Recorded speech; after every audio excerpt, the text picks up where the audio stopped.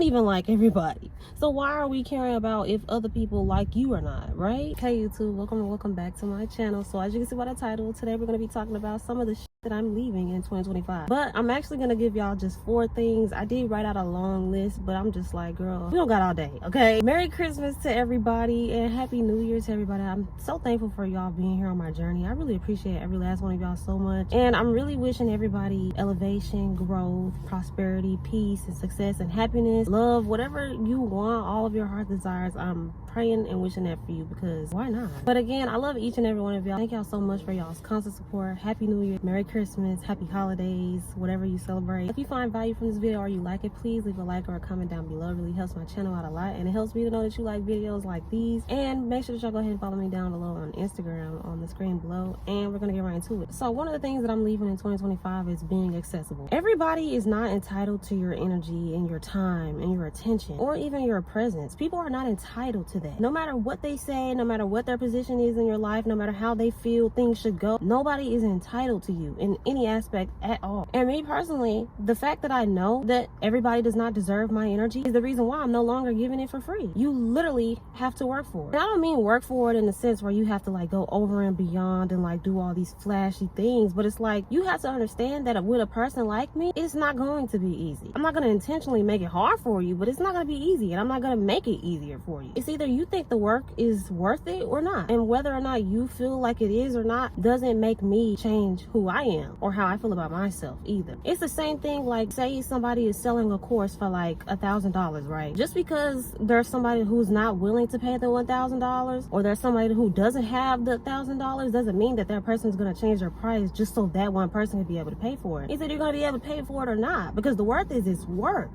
Right? Same thing with a car. Yeah, you can negotiate it a little bit, but for those really luxurious cars, for those cars that you really want, you're gonna have to pay the price. If you want that nice apartment, if you want that specific type of job or that career, that degree, there's things that you're gonna have to do for that, right? So people have to show you and earn why they deserve to be around you and in your energy and in your presence and to have your time. It's not a joke. It's not a game. I know I keep saying this, like protect your energy, protect your energy. It's not just an Instagram, social media thing. I'm telling you guys, when you go through some real things in life with some real, questionable people, you will really start to move and navigate through life through a different lens. And you will start to really understand what I'm talking about. It's not just a fad. It's not just an idea. This is real life. But I digress. We have to protect ourselves, because these people who have access to us and that are toxic, these people benefit when we don't have boundaries, when we don't have standards, when we don't protect ourselves. These people love it. They benefit from you not doing that. So again, let's leave being super accessible and super open and super giving in 2025, because it's not really going to get you anywhere in 2026. You need to be giving to yourself. But you can start now. It's never too late. The second thing that I'm leaving in 2020, I don't know why I'm laughing. The second thing I'm leaving in 2025 is being a homebody and being antisocial. I don't mean to be like antisocial on purpose or anything, but I'm just naturally an introvert. I don't like talking to people. I don't like being around people. I don't enjoy it. There was a certain period in my life where I didn't want to be seen at all. I didn't have like social media for like 3 years. I literally just got back on social media like towards the end of 2025, like October maybe. But I had been off of social media since like 2022. So I had went ghost on there. I didn't go anywhere. I didn't talk to anybody. I didn't go outside. I just wanted to be in the house or be at work making some money. That was literally all that I wanted to do. And the reason why I did that at the time is because initially I thought it would make me feel better. And it did to a certain extent. But the more time that went on, it got extremely lonely. In 2025, I really did try to make an effort to put myself out there more on social media, or like put myself out there more in real life and start, trying to, I guess, spark up conversations with people. And I really feel bad being that person, because it's like I'm a person that really doesn't like small talk and all of that. So it's like I hate to be the person to make somebody else go through small talk. But it's like, how are you going to connect with people if you don't have small talk? Like, everybody can't just dive into 2 a.m. thoughts every day, like all the time, So I had to really just allow myself to just navigate through the world and really connect with people. And that's one thing that I started doing last year, and one thing that I'm really going to make more of an effort to do this year. And anything that I did last year, I kind of want to take it up up a notch. And what I did, y'all, let me tell y'all this example. So I think it was like maybe 2 weeks ago now. I was writing in my notes for my content or whatever, and I went to a Starbucks, but I was sitting outside the Starbucks, and I was like, I thought I wanted to go in, but I really don't feel like going in, so I'm gonna just sit outside Starbucks. But then I got the urge. I'm like, you know what, let's go into Starbucks. And then I go in there, and then I'm writing my notes, I'm listening to my music, doing content creator type of things, right? And surprisingly, y'all, I enjoyed it a lot. It was very peaceful. I felt very much in the zone, very much like I was supposed to be there, and it really allowed me to be in a space with people where I don't feel pressure to interact or perform with people. Like, sometimes I just want to be around people, but I don't want to talk. That's everybody's issue with me. They're like, why don't you talk? Sometimes a girl just don't want to fucking talk. That's it. I'm sorry. I just don't want to talk all the time. I'm sorry. But I loved being in there. It was peaceful. Everybody was doing their own thing. There was other people in there working, and the energy was just overall calming, peaceful, and positive. And I love that. And now that's something that I want to add into my routine and to my everyday life, something that I do on a regular. I used to hear people always talk about, go to a coffee shop or get outside the house when you work, if you work from home, or if you do content, go do it somewhere else. I never understood that until when I actually went in there and I did it for myself. Light bulb moment, I get it. And I'm telling y'all, some of the most simple cliche things that we hear are probably the most helpful and profound things ever. Like, you could say the most simple thing, and I promise you that's the one thing that can really change your life for the better. It could literally be anything. But yes, I really loved being in Starbucks. And this year, I'm going to make more of an effort to actually make connections with people, right? Like I said, I've been going up to people and I've been trying to start small conversations, or somebody might start up a conversation with me or compliment me, and I'll try my best to make the conversation go as long as I can without it feeling forced. I mean, it always feels forced to me because it's literally something I'm doing that I've never done before, but that's the muscle that we're building. And even though, y'all, I'm not used to it, it is awkward. It's very awkward when I do it. Sometimes I feel like I'm what the hell are you doing? Why are you freezing up right now? Why are you acting like this? But even though it was awkward, it was still a positive interaction, and I still put myself out there. I'm showing myself, I'm showing my subconscious that it's okay to try to connect with other people. People are not always unsafe. People are not always bad. And one thing I just want to say, because it just came to my mind, and it's something I've been thinking about a lot, but you have the choice to leave. I don't know if anybody needs to hear that or anything, but you don't have to stay somewhere. Just because, you don't have to be afraid of people because you're afraid of getting hurt. Trust yourself enough to know that you'll be able to make the best decision for yourself when that time comes. Trust yourself enough to know that you won't allow people to just blatantly disrespect or blatantly hurt you. You don't have to be afraid of other people. Just trust yourself and listen to yourself, because that's what really matters. You can't really put your trust outside of yourself because, people change, people come and go, things change. But the one thing that you can keep constant is the trust in yourself. I don't know if anybody needs to hear that, and I don't know if it really ties into this, but please take heed to anybody that needs to hear that. The third thing that I'm leaving in 2025 is the perfectionism and the self-doubt, y'all. And the past few years of my life and my healing journey, I have really struggled with this. And the reason I feel like this is because the things that I am passionate about and the things that I care about, I want the quality of my work and whatever that may be to reflect that. But I've realized that when I over-critique and I over-examine, that I never get the work done. I never do the things that I want to do, and it keeps me stuck, and it keeps me in a loop of always thinking that it's bad, and then going into a negative self-talk, and then all of this stuff. But in 2025 and to continue into 2026, I am leaving that behind. So I'm gonna show up here, do my videos and all of that. They might not be perfect. I might not always say the right thing. Sometimes I might offend people. I don't know, but I can't over filter myself anymore because it just doesn't feel right to me. So I have to be myself at all times, no matter what that looks like every day, and that's just gonna be that, to be honest, y'all. But I'm gonna be spending a lot of time reconstructing my identity, and what I mean by that is I've been just shedding a lot of old belief systems, old beliefs about myself, old habits, old ways, old mindsets, and I've been replacing them or updating them with positive beliefs, positive ways of being, positive habits. Everything negative, replace it with something intentionally positive. And for me personally, how I know that something is actually for me and what's actually my beliefs or what's actually my ways of being is how I feel inside of my body. And the reason I mention that is because in 2025, towards the end of it, I've really started to transition out of survival mode, and that's been a little bit of a thing in itself. But through coming out of survival mode, I've been able to kind of actually connect to and feel my emotions through my body and kind of name it by how it feels rather than intellectualization. I used to be the type of person like I would intellectualize my feelings. Like I would be the person to be like, okay, I feel like this and this is why I feel this way, but I don't know how to stop feeling this way. I still feel this way, but I know why I feel this way. And then that would be it. But the reason why I still felt that way is because I wasn't actually processing that emotion because I didn't feel safe enough in my own body to be able to do that. And when you're on your healing journey, and I'm not no therapist, so I'm not even going to get into all of that, y'all. Not right now, at least. Not right now. But one thing you'll notice is when you go on your healing journey, the more that you heal, the more that you start to trust yourself and really have a relationship with yourself and your inner child and all of that, you will start to feel more safe in your body. And when you start to feel more safe in your body, you start feeling things, sensations, emotions. You start having thoughts you've never had before. You start remembering things. Like literally your whole life just starts to change.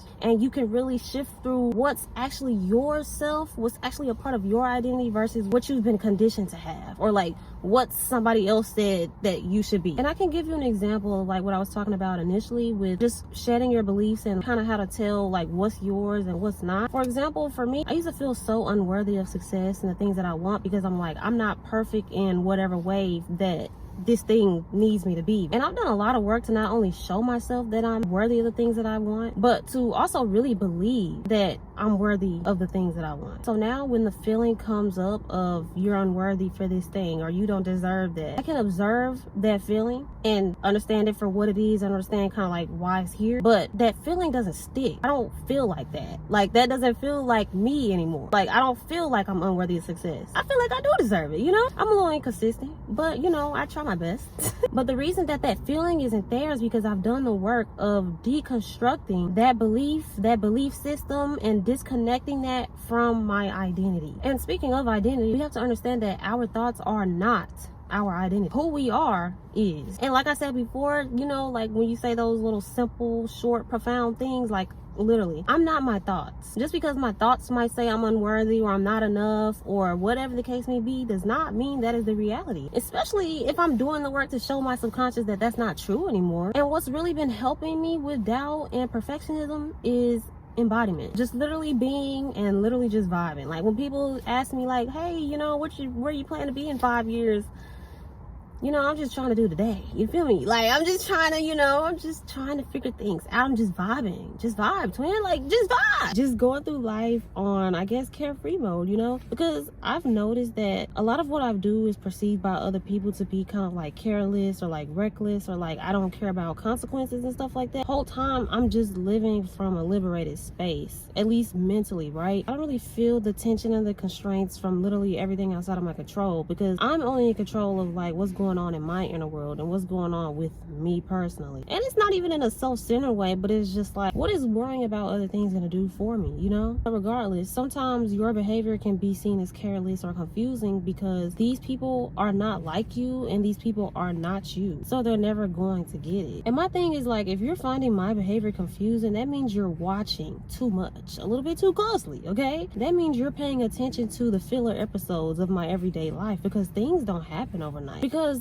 to me personally, on my healing journey, on my self-love journey, everything that I'm doing makes complete sense. Because not only am I doing things that feel right for me, I also have to listen to what God is telling me to do too. I have things that I'm on a mission to do. So just because, you know, my life or the way I move or how I am is not the way that somebody might want it to be, does not change the fact that I am who I am at the end of the day. And something I can kind of compare this to is like whenever I start to want to try new things and then I get a doubt like, oh, you could never do that, or oh, you might not be able to figure that out fast enough, or you might not be good enough for that. But it's like I also have to think like, why not me? Why wouldn't I be able to do that? Like, it seems simple enough, you know, like just put yourself out there and try it. Don't let that doubt stop you from trying new things, cultivating new parts of yourself. Don't allow it to stop you from living the life and cultivating the person and life that you want to live. Please don't do that. So I'm gonna give y'all an example of what I was talking about earlier with embodiment. So that's kind of been a help for me when it comes to my perfectionism and my self-doubt. And two forms of embodiment right now that I'm doing is, one, when I do my content, but also writing my content down on paper. And the reason writing it down on paper is embodiment for me personally is because naturally I'm a better writer than I am a speaker. And back when I used to do my notes, like for my content on my computer or like on my notes app in my phone, I noticed that they were super analytical, they were super detailed, and even though the video was a good idea in theory, the fact that I had all that detail jam-packed in there, it would just make me doubt what I already knew. And that would really keep me in this cycle of doubting myself, because it's like, okay, I know that I know this stuff, but I'm like, I don't necessarily feel like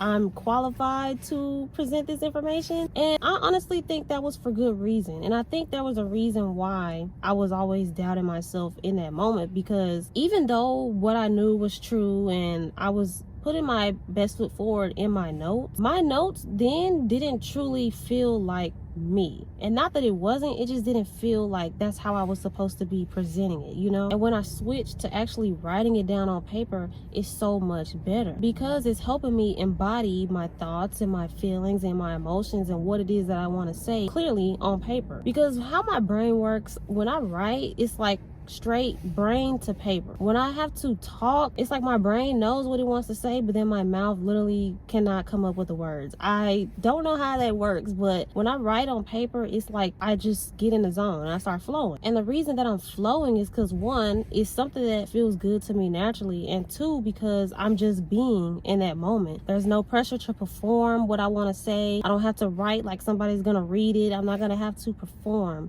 and hide and dull myself through my writing. Matter of fact, have y'all ever written down in y'all's journal, whether y'all were angry or sad, or you were just doing some reflection on whatever the case may be? When I go back and I read all my journals, you never really realize how smart you were. You never really realize how great you were at the time. It's just so amazing to look back at that growth and just to realize how much of you was actually just being in that moment, and you didn't realize how cool or how special or how important that moment was until you went back and you reflected on it. I hope that makes sense, because I don't even know where I was going with that, but I digress. And number 4 is that I'm no longer waiting for permission to be myself, and I'm not shrinking myself to be palatable. For me personally, trying to be palatable is a part of my old belief system. Wanting to be cool with everybody, wanting to appeal to everybody by the way I talk, the way I move, the way I dress, whatever the case may be, that is people pleasing. And how am I going to be myself? And how am I going to take up space if I'm allowing myself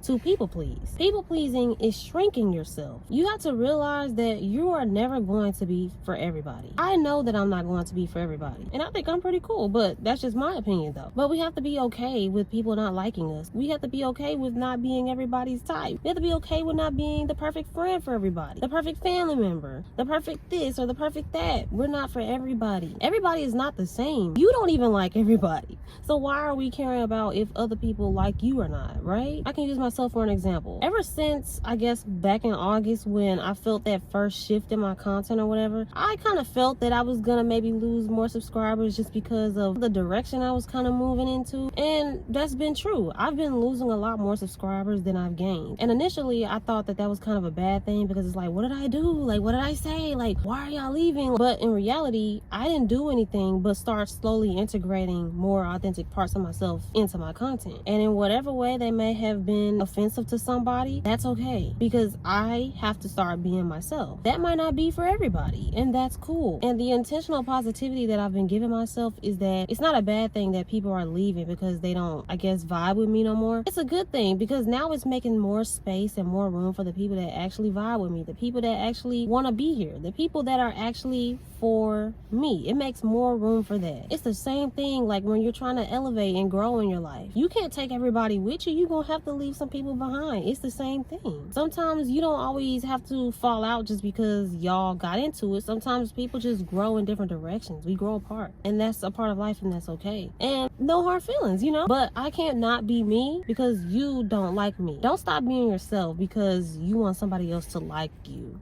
Please don't do that. And that belief alone, that it's making more room for the people that are actually for me, debunks the belief that I have to be a people pleaser, that I have to do all of these things and perform and not really be myself in order to have people around me. You see how that automatically debunks that just by intentionally putting that thought back into your brain. This is what I meant by updating and replacing your old beliefs and really deconstructing all of that, because we really don't understand how much of a hindrance it has on our lives until we really sit down and we're wondering like, what is going on? And then you really start putting the pieces together and you're like, oh, I didn't know that it was that deep, but it is that deep. So really dig deep, okay? And I'm also no longer waiting on permission to be myself. I used to think that I literally had to have it all together before I could start expressing myself in any type of way. And honestly, that's not true. I think that comes back to me, you know, being afraid to be seen by people or wanting to be perfect. That was just a standard and an expectation that I just could not hold myself to. I don't hold myself to perfection because I'm not perfect, and then I never will be. I be quick to tell people that, like, listen, I ain't perfect, you know, I'm cool, but I ain't perfect. And how are you going to allow yourself to be seen if you're not being yourself? How can you cultivate connections with other people if you're not allowing yourself to be seen and progress? And I can use myself as a personal example. So one day I randomly woke up and I was like, you know what, I kind of want to start integrating the style that I have like on my Pinterest boards and whatever into my everyday style. Why not? I want to embody the person that I am today, because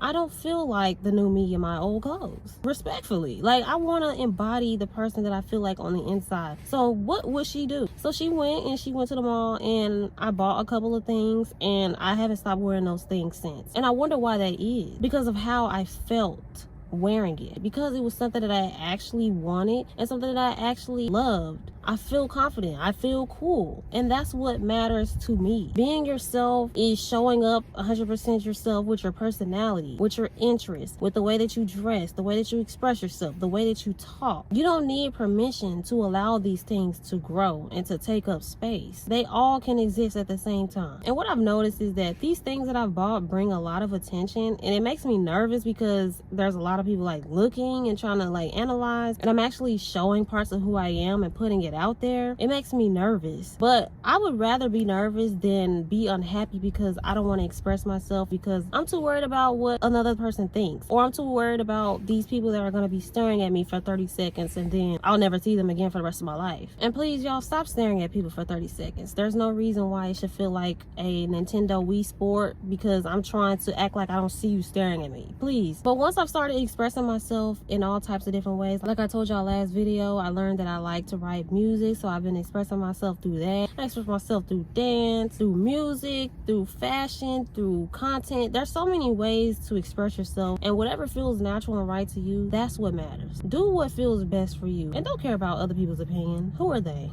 Like, what do they like? Do they know themselves? Ask that question. As long as you feel the feelings that you want to feel with your life, whether that's peace, happiness, success, you want to feel cool, you want to feel love, you want to feel whatever the case may be, as long as you are feeling those feelings, you are on the right track. And I don't care what anybody has to say about that. A lot of people might see that, I don't know. I just know that for me personally, that I feel confident in the ways that I express myself. I feel like myself, and it genuinely makes me happy and brings me peace. And that's what matters above an opinion, above a comment, above a dislike, above all of that, because I like me, and that's what is supposed to matter to you. And remember, y'all, embodiment is the feeling. It's not a performance, it's not an act, it's not a show. It's just you being, like, just vibe. Literally just vibe. But that is pretty much all I have to say for this video. If you find any value from it, please leave a like or a comment down below, and let me know something that y'all are leaving in 2025. Put it down in the comments, because I'm gonna actually go through there and read them, okay? But I appreciate every one of y'all's support, especially sticking through this video with all these weird lighting changes and all of that. But nevertheless, we getting videos out, okay? Perfect or not,